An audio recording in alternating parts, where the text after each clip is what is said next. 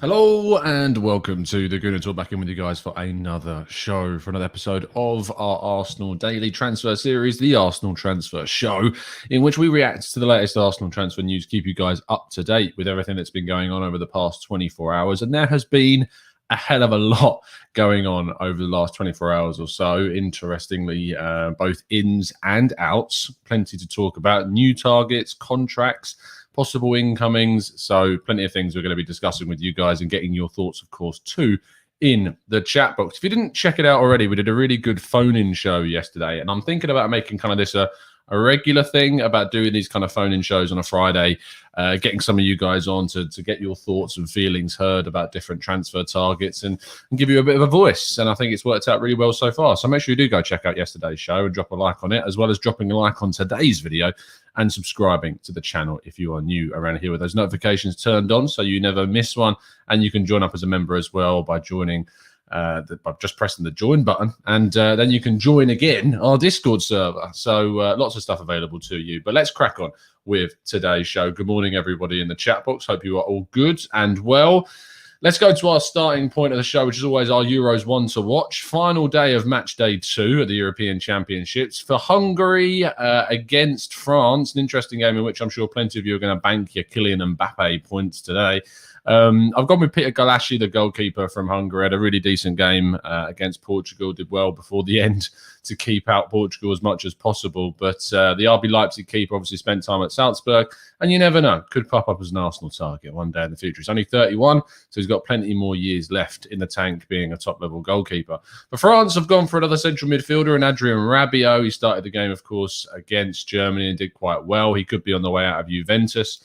And so maybe as a central midfielder, Arsenal might be looking at someone like him. I've gone for the striking version of Andre Silva for reasons that have become very much apparent in a little bit. For Portugal, for Robin Gosens in Germany. Again, a left-back, left midfielder, left wing-back type player that Arsenal could have some interest in should they want to add some competitiveness to Kieran Tierney.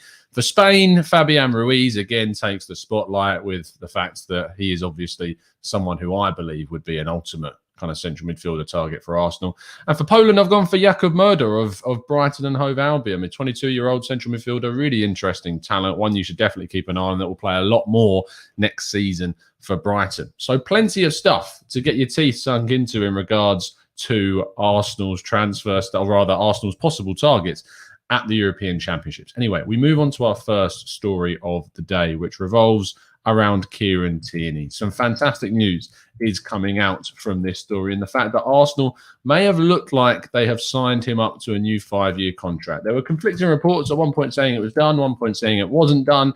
But it looks to be that this is one that is going to cross the line very soon. And after the game today, it could even be announced before Scotland's next match against Croatia that he has indeed signed a new 5-year contract with the club, which is unbelievably good. If you think about it, putting it into perspective, this would mean that his contract would expire when he is 29. So a really good piece of business by Arsenal. And you have to say, I know we give Edu a bit of stick here and there, but Edu has so far managed to get Bukayo Saka, Gabriel Martinelli, Rob Holding, and now Kieran Tierney all to sign up to a new contract, all the while getting deals for the likes of Erdegaard and Matt Ryan in January, getting out a load of players that we didn't want, bringing in Gabriel Magalhaes and Thomas Partey. You got to say that overall, he's doing an okay job. I want him to do an excellent job, and I'm hoping that this summer we're going to see it go from a decent job to an excellent job. But so far, Balogun, yes, thank you, Kieran. That's another one that he's managed to sign up to.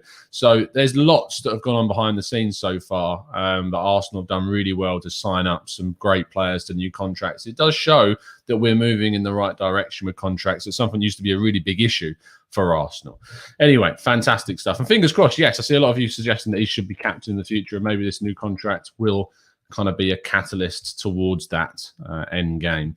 Let's move on to the next one, which revolves around Lucas Torreira. Now, according to Di Marzio, interestingly, Lazio are interested in Lucas Torreira, and he is also intrigued by a possible move to Italy as well. If you remember back, if we did these shows a few months ago, he was very much unhappy. He wanted to leave Arsenal and go to Boca Juniors. But financially, that's just not really a feasible deal for Arsenal, considering that the reported price on his head is 20 million euros, which is a lot of money. And it's a lot of money for an Italian club to pay out for. But if they want him, they're probably going to have to come close. I personally would accept around 15 million if it was me, just because I think it's one of those players that we need to move on. His value is plummeting by the second. So if you can get a deal between 15 and 20 million, I think that's some great business for Arsenal, considering the situation that we find ourselves in contextually.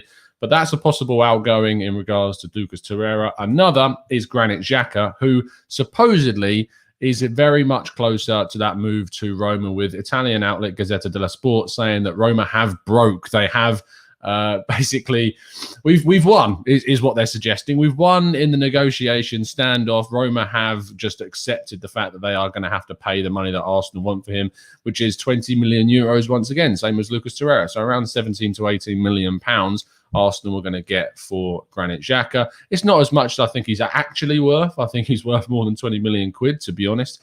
But if he is going to go and we are going to get a decent price for him, at least we've held strong on this one. So another really good bit of kind of positive news in the way that we're selling players is that we're not accepting a stupidly low fee. We've gone from stupidly low fees to just, meh fees for our players. But it's still, I think it's positive that we held out and held our own on that 20 million euro figure. So that's a really positive move for Arsenal. Going on to Ainsley Maitland-Niles, he's garnering a lot of interest recently. Promoted side Watford and Southampton, who were interested back in January as well, have also registered an interest in taking Ainsley Maitland-Niles from Arsenal. As we heard from his interview about a week or so ago, he's not happy at the club. He wants his future resolved very quickly before kind of pre-season starts, which is in less than a month now. It starts on something like the 17th or so of July, so there isn't long left or 13th, I think, of July or something like that pre-season starts. So not long left. He wants a resolution pretty quickly, and it seems that maybe Watford or Southampton are one of the two teams that could end up taking the versatile 23-year-old England international away from Arsenal for what would be, I'd imagine, also a decent fee. And when you start thinking about the fact that Torreira could be going for 15 to 20 million euros, Xhaka could be going for 20 million euros, Bellerin could be going for 20 million quid, Guendouzi could be going for 10 million euros, Mavropanos could be going for 7 million euros, Kolasinac could be going for 4 million euros. I think I'm forgetting some other people as well. We could even sell Bernd Leno. We could even move on some other players. There is opportunity for Arsenal to genuinely make quite a big chunk of money. And Lacazette is another one that Arsenal could end up cashing in on. And we'll talk about a little bit more about him in a second. But when you add all this together, you can start seeing why Arsenal are feeling a little bit more confident with their transfer budget this summer. But it's intriguing how many outs we're going to see. A big rebuild is ahead, and that's probably why we brought in extra help in Richard Garlick in the executive roles. If Arsenal and Edu and Arteta and Richard can get this done, that would be very impressive to do all of this turnaround in this summer window with the European Championship. We will wait and see. Let's move on to the ins and give you your latest James Maddison updates. You may have seen some reports of a possible £51.2 million bid from the ITKs across the socials yesterday. This, to my knowledge, is not yet the case. Even though you've got Leicester saying that they want more than 60 million, and I know that Arsenal will test the resolve of a lower bid. The fact that people are using this £51.2 million bid is because that is the translation that you go from 60 million euros, which is not something you typically see Arsenal do. You wouldn't see Arsenal offer a bid in euros towards another team. But that's where that story is coming from. It's coming from kind of links abroad that have suggested 60 million euros. And that's how you know that this is a bit of a fake report. Arsenal may have already gone in with a bid, but it certainly wouldn't have been the bid that we're seeing touted around by some of the lesser known ITKs. So be very careful as you're going through. If you're keeping an eye on our Twitter for the hashtag ITK Rater, we're trying to highlight some really kind of people that you should probably stay clear of when you're going down your social feed. So keep an eye out for that. And if you've got any suggestions, feel free to DM them in at the Gooner Talk TV, of course, too. But I wouldn't be surprised if Arsenal ended up going in with a bid at the moment for James Maddison. His situation with Brendan Rodgers is such that he would be open to leaving. Brendan Rodgers would be open to selling him, and Leicester would be open to selling him. People turn around and say, why would he leave Leicester? Well, Leicester do end up being a bit of a selling club. They only really sell one big player a season, be it Kante, Mahrez, Chilwell, Maguire. all of these types, I think that they would still be open to selling James Maddison, but it would be for a significant fee, probably over the £60 million mark. Let's go for your Ben White update as well. Arsenal are expected to make a second bid, if not have done already. The second bid could be in the region of around 45-ish, but we haven't had that confirmed, and there are no credible reports coming out of the second bid legitimately being made as of yet. Arsenal are expected to go in with a second bid, but we have no official reports of that bid yet being made. But this is one that many feel could really happen. I think it's going to happen closer to the £50 million mark, but we'll see what happens with this one. Lots still to happen. Let's go on to the Sheffield United pair of Aaron Ramsdale and Sander Berge. Now, reports coming out from the local media in Sheffield is that both of these players are yet to receive any bids from any club, including, of course, Arsenal. So any reports that Arsenal had, in fact, bid anything for Sander Berge earlier on in the window were completely false. Any information coming out that Arsenal had bid for Aaron Ramsdale for a figure of around £20 million is also false. Neither player has received any bids from Arsenal at this state of play. So make sure you're careful about seeing any reports about possible bids going in so far, because that has not happened. Jesus, whose surname is a bit of a dodgy one for the old algorithms on YouTube, so we might just call him Jesus from Porto. The Mexico international right-back has been linked with a move to Arsenal. He typically used to be a bit of a winger and still does play in wide areas for his national side, but has kind of transitioned more to a right-back role at Porto. I do plan on doing a bit of a tactical breakdown. I'm going to try to get you some expert insight in, because he is a brand new kind of link to the club. And I may just have to, I might just have to cave and start using his full name. But for the moment, we're going to avoid it as much as feasibly possible. If you don't know why I'm doing that, just search Jesus Porto and you'll work out why I'm avoiding this surname right now. But it's an interesting link. He's certainly a very attacking player that's kind of transitioned to more of that kind of wing-back, right-back role. And I think that Jesus could be a really interesting player for Arsenal should they go in and sign him. But as I say, we're going to do a tactical breakdown on him as soon as possible when I've got some expert insight on him. And we'll see how he statistically compares to some of Arsenal's current and possible transfer targets this summer in that right-back position. Let's go on to Houssem Aouar. Now, in yesterday's Q&A phone-in show, a lot of you were putting these comments into the chat box that we had indeed been linked with a move for Aouar. This is a report that comes from a questionable source at this state of play, suggesting that he would be available for around £20 million. That doesn't mean that Arsenal have bid anything for him yet, but they have been linked because purely the price is so low. Would Arsenal be interested in a £20 million bid? Well, considering that Lyon wanted upwards of €40 million last summer, that's nearly halved his value now. I wouldn't be surprised if Arsenal had him on their list, but I do think they have players like Maddison a little bit higher. They certainly had Odegaard and Buendia higher on their list than Aouar. But the price being so low, if that is deemed to be true, could be a little bit too good for Arsenal or other clubs like Juventus, who have also been interested in the past, to turn this one down. It's certainly one that's probably going to run towards the latter stages of the window. We will have to see. Let's go on to the final story of the day before we go into your questions in the chat box, which revolves around Andre Silva, the Frankfurt Portuguese striker. You'll be able to see him in action today for Portugal if he comes off the bench, we imagine, because Ronaldo's been starting in that central striking role. Andre Silva has been a fantastic addition to the Frankfurt squads since signing his new contract, which runs out in 2023, I believe. But he's been a bit of a journeyman. He has been around the block a few times. He's been at Sevilla. He's been in Italy with AC Milan. He's played elsewhere. He's played in Portugal, of course, too. He has been around the block, it's fair to say. And interestingly, has seemingly found a really comfortable place at Frankfurt where he has excelled in the Bundesliga, scored a hatful of goals, has played exceptionally well. He's not slow. He's good in the air. He's good with his feet. He's really developed lots of areas of his games. And Arsenal are supposedly interested with a figure of around £36 million being touted around for Andre Silva, which I think is, to be honest, for a 27-year-old striker that scored that amount of goals, very, very reasonable. And it does also put into question possibly how Arsenal view the likes of Alexandre Lacazette or Aubameyang and their striking situation. Are they willing to sell one of those to bring in a new forward? If they are, Andre Silva could certainly be that player. Is he the one that I want? I lean a little bit more towards Alexander Isak, to be honest, after seeing him a lot more and doing a lot more research into him. But I think either of him or Silva would make excellent additions to Arsenal Football Club. So there you go. That rounds off all of your latest Arsenal transfer news regarding possible strikers that Arsenal are going to be in for, and other positions, of course, as well. Really interesting stuff, you have to say, about the different players that Arsenal have been linked to and the different kind of names that are coming up. Sorry, Andre Silva is 25, isn't he? Not 27.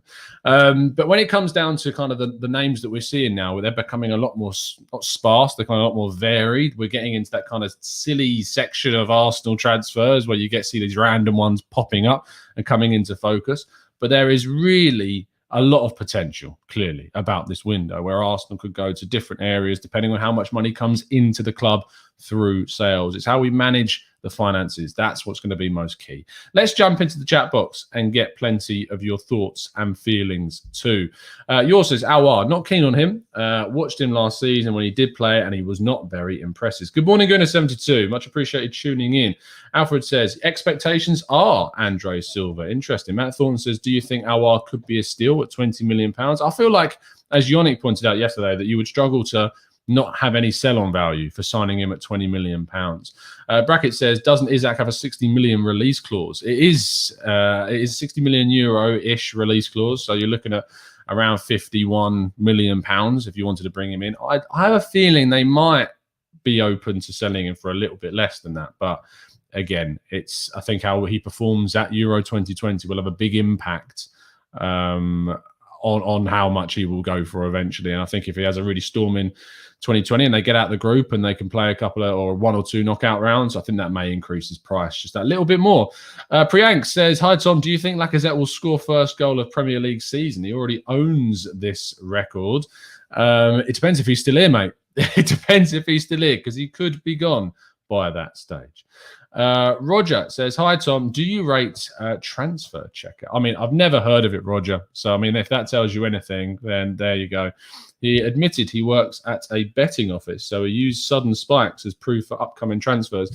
Yeah, betting odds can be used sometimes, but often it's not a reliable way. I mean, the other day, Eddie Howe's price for going to Everton absolutely plummeted, and he's now nowhere near the job. So you can sometimes use betting, but it's not a foolproof system. Let's just say that. Otherwise, it wouldn't be betting, would it? Otherwise, it would just be a guaranteed win. Arsenic Gunner says, is this hype all window shopping right now until we actually get some business done? Of course, it's all window shopping at this stage. Reggie says, what are my contacts saying about, oh, yes, I saw this, 250 million. Heard nothing, mate. I've heard absolutely nothing about that. All I would say is that the source of where that story came from has put out a couple of exclusive this window so far that have both turned out to be not on the money, let's say. And it's an easy story. Again, it is a really easy thing to say that Arsenal are going to have 250 million to spend this summer, because you could simply put that story out there and go, well, they just didn't spend all of their budget if it doesn't happen. So it's not a story that I would really be paying too much attention to right now. Arsenal could go and spend a hell of a lot of money this summer, and their budget may have been more, but putting that out as a story doesn't really tell us anything, to be honest, because it just tells us a maximum, if that. If Arsenal was to go over that, that's the only way that story could really be disproven. And it's unlikely that Arsenal are going to spend more than 250 million. So it's a very safe piece to put out. Nico says, Tom, any news on a left back? The only news that we have, Nico, is that Arsenal's focus is more of a younger profile. But in regards to actual players, actual moves for certain players, no, nothing at this stage, mate. Christian says, can we actually challenge for the title with a new spine? We had a great second half of the season. I mean, you never rule anything out, Christian. You never, ever do. But you have to admit that the other teams in this league are exceptionally good. And it's going to take a hell of a transfer window to turn Arsenal into title challengers. I'm focusing on top four. Just get us competing for top four next season, please. That's what I would like to see. Benji says, what are your thoughts on bringing Dinos Mavropanos back? I don't think that's going to happen. I would have been open to it to see what would have happened, but I don't think that's going to happen. I think he's going to be going off to Stuttgart, most likely. Wes Lee says, how crazy is it that we could sell Willock and buy Aouar with the same amount of money? It is interesting. He's another player that I didn't even mention when we were talking about possible sales. Sahil says, Tom, do you think Grealish needs to move to a bigger club to start for England? Also, is Duncan Castles reliable? Again, some stuff's been right, some stuff's been wrong. It's as reliable as he's verified. He works for the Telegraph, so you got that going for him. But yeah, some stuff's been right, some stuff's been wrong. It doesn't mean it's necessarily going to happen. And sometimes you do hear things about a player that Arsenal are chasing, and you put the story out. It doesn't mean that Arsenal are going to sign them. It just means you've heard they're interested in him. But everything with a pinch of salt, as I always say. Everything with a pinch of salt. Any deals close, Rancid? The Lokonga deal looks the most, or rather the closest is the best way to put it. That looks like a deal that could get done. And I'm hoping to actually get a dedicated show out for you guys on him this afternoon, because I should be chatting with Sacha Tavalieri from Eurosport, who is the Belgian correspondent there. So I'm going to try and get a live interview with him out for you guys this afternoon and get you guys the latest information on Lokonga. So stay tuned for the channel for that one. Ashton says, how good is Ben White to tap sober? The thing about tap sober is he's one of obviously the highest rated prospective players in the game, in that position right now, at the age that he is, the league that he's playing in, at the level he's playing at. Ben White is better in some areas. His consistency is better than Tapsoba, but his defensive abilities, his passing abilities, I would say, are just a little bit below that of Tapsoba right now. But his fact he's English, the fact he's already transitioned to the Premier League, all of those factors have led into why Arsenal are pushing more for White. They also believe he may have had, if not a similar or even higher ceiling than him. And it's more of a guarantee of success than bringing in someone from the outside, which Arsenal have struggled with in the past. Is they have signed plenty of players from abroad, and it's just not worked out. They need to start signing more players from within house, within the Prem, within the Championship, whatever, within England, that are going to make a real difference. Because the ones that we have done from Britain, you look at Tierney coming in from Scotland, did really well. So Arsenal need to do that and kind of emulate that of the other clubs that they're competing with. Nimish says, Aouar, Lokonga, Maddison, and a first-team right-back is a good window. What about backup left-back? What about backup goalkeeper? There's still lots more that Arsenal need to do, mate. We can't just focus on these four. Arsenal need a lot of work. John Doe says, is Camavinga a realistic signing? Alexis Bernard says that he is our priority. I don't know who that is, first of all. And Camavinga is obviously a player I think is very much out of Arsenal's reach. I think that Rennes are going to charge a huge fee for him. And I don't think it's a fee that Arsenal are willing to spend on that position. So I don't think it's realistic at this stage. No. Saeed says, do you think that Ben White and Maddison for 100 million, 110 million is a good deal for us? Yes, I do think it's a good deal for us to go and spend 100 million on Ben White and on James Maddison. James Maddison is a player that is going to cost you 60 million pounds. Ben White is a player that's going to cost you upwards of 40 million pounds. It's just a situation that you find yourselves in. I just think that Arsenal need to change the way they sign players. And signing Ben White and James Maddison would be evidence of a change in what we've seen that has not yet worked. The recruitment is why Arsenal find themselves in 8th, along with bad appointments. That's why we find ourselves where we are. Bad recruitment, bad appointments, and we need to change something. It looks like we're not changing the coach. So changing the types of players that we go for and we bring in is certainly a positive step. Yo-Yo says, there's things Arsenal need and things Arsenal want. Prioritise the needs, 100%. Mud says, what's the latest of Andre Onana? No movement, mate, on that, I'm afraid. It went very, very loud. The news about his ban came out. It's gone very, very quiet. Now, sometimes when things are quiet, it does seem that things are pittering away behind the scenes. And Arsenal do try to keep as much of their transfer business as behind closed doors as possible, which is tricky with the amount of agents leaking info. But it doesn't necessarily mean that nothing's happening. But there is no word on the Onana situation since we heard about his ban. ATO2 says, Tom, how close is the Ben White transfer from being completed? as close as it's ever been. It has not really moved. Until Brighton entertain any offer from Arsenal, it's not going to move. So until Arsenal turn around and put the money on the table that Brighton want and are willing to accept, which, to the best of my credible knowledge, has not happened yet. You may have seen some reports about Arsenal having a deal agreed, having a bid go in that was accepted. That hasn't happened yet. So it's no closer. So what we heard, it's as close as a club can be after having a bid rejected.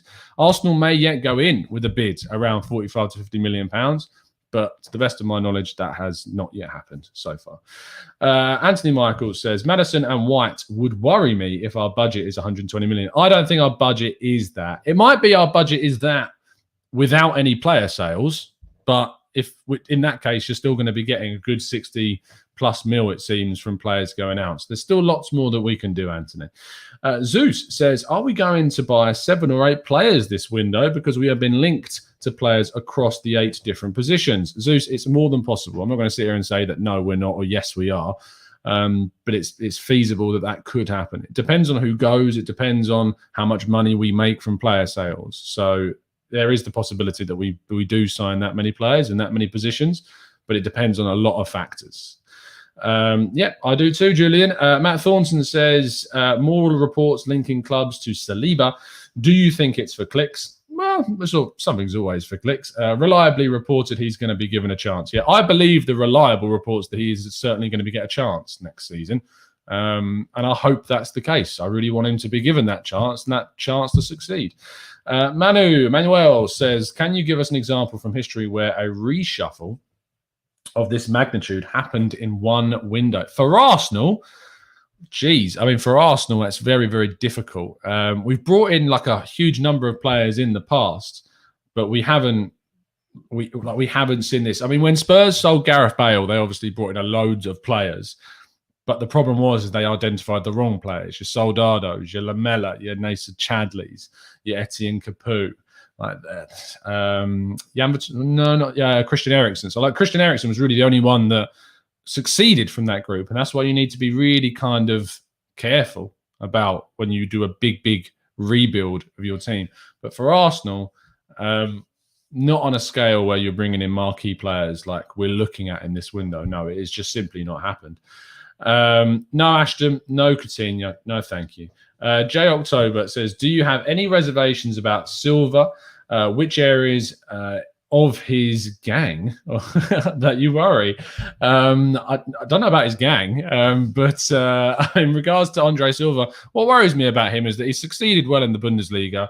He was mixed in Italy with Milan, and he did okay in Spain with Sevilla. So there's no guarantees that he's going to translate or would translate how good he's doing in the Bundesliga to the Premier League. There's no guarantees of that, but he is developing, he is improving all the time, and he's kind of reaching that, going towards his peak right now. So it could be a good time to sign him while he is on the way up.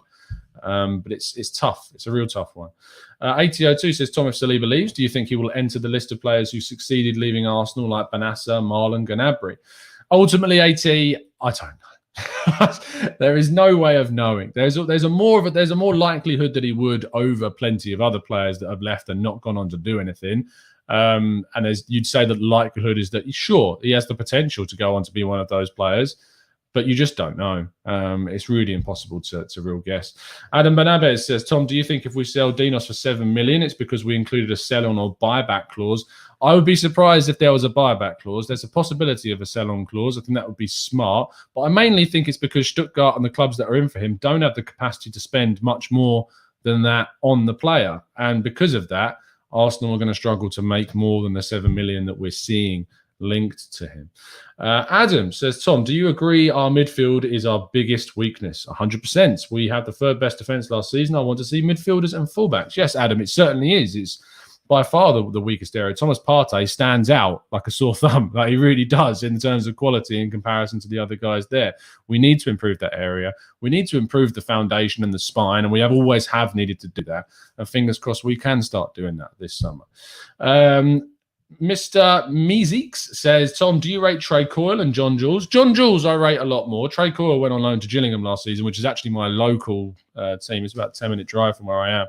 And he was okay. Like, he scored a few goals, but he was mainly coming off the bench for Gilles last season.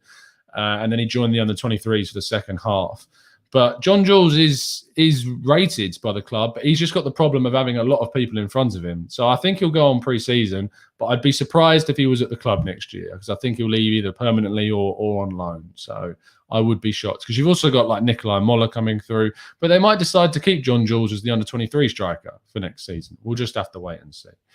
Anthony Michael says, do you see the Mundo Deportivo links to Sabitzer? No, I haven't. I always find it a bit odd when a Spanish outlet links a German player to an English club. Like, it's a bit of a stretch, if you know what I mean. So if that is the case and it turns out to be true, then I'll hold my hands up. But when that kind of links you see happening, like if it's like an Italian outlet linking an Italian player between two English clubs, sure. But if it's a link coming from one country about a player from another country, from a league from another country, going to a club from another country, that makes it very, very difficult to kind of turn around and say, oh, yeah, that makes loads of sense. That's clearly a legitimate link.